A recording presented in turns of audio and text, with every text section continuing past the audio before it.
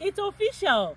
We are still in Botswana and quite excited as the 85-year-old seed giant to be celebrating this milestone, going around Africa, showcasing this symbol of the golden cob and giving you some insights on each of the countries that we serve. Did you know that we now have a footprint in over 21 African countries and counting? So now we're quite excited to be in Botswana. Let's walk into the shed net and see this maize which has been grown here.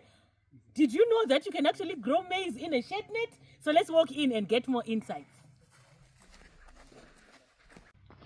So now we are inside the shed net, as you can see, and we are seeing a crop of maize. Is this feasible? Is it viable? Let's get more insights from DK, who is here to share about the productivity of the crops that are being done in Botswana as we celebrate 85 years. Come inside, please walk closer. Yes, it does start with the right seed. DK, how are you? I'm fine, thank you.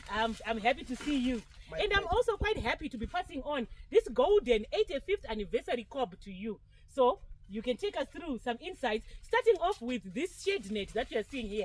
What's the significance of it? Is it viable? And then you tell us more about the field crop productivity in Botswana. Thank you, Madam Wendy. It's our pleasure to welcome the 85th year golden cob in Botswana. It's quite exciting to see that Seedco is showing its local impact in this market. We've been doing very well as Seedco in Botswana here for the past 35 years under the field crops that have been done in Botswana. We are mainly doing a lot of yellow maize, which is SC506, which is doing very well in Botswana. We'll be having more testimonies coming through from the young farmers who managed to do very well with the harvest that they got from SC506. Some of them, they've been even went to the extent of being credited with the bank, because they've been doing very well, having consistently harvesting, having good yield from the Seedco varieties. Currently here we are having maize under the net shade, which they are using in terms of crop rotations for managing the crop, the disease buildup, managing the pests, so that they can be able to have a clean environment for the vegetables as they grow in this. It's a very viable thing in terms of rotation. And as well, because in this farm they are doing more of combined farming, whereby they have goats. So what they got from here, they can harvest and then even give the goats. So that is more viable for this kind of arrangement in this farm. Wonderful. So there you have it, farmers. This particular crop of maize, yellow maize variety 546, has been planted because of a rotation that is being done here. For the other horticultural crops, it's a horticulture farm, but they also do production of this particular maize again on the open field, as well as other varieties. So DK, let's go out and see what else is being done here. Thank you.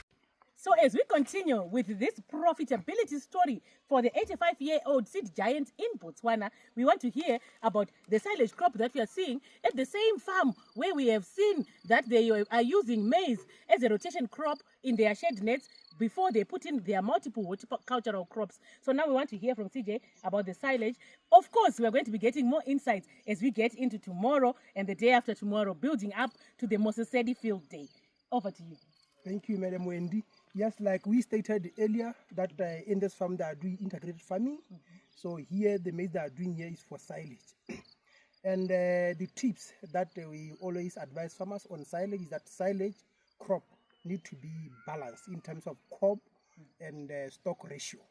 You should not remove any cob. You should remain with all the cobs in the plant, because they will balance in terms of you attaining the best silage. So that's the advice that we are giving to the farmers. And in silage, you take care that when you harvest, it is at the right moisture, because that's the key thing. Moisture is key thing.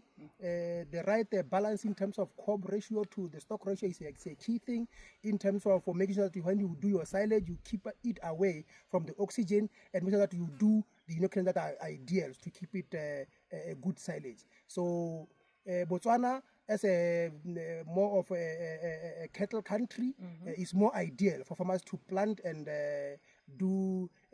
keep their crops feed as silage, so that they can be able to utilize them when it's a dry season. Lovely. Thank you so much. So this is 506, a yellow maize variety. We won't speak much about silage today because we are going to be getting more insight tomorrow. So stay tuned.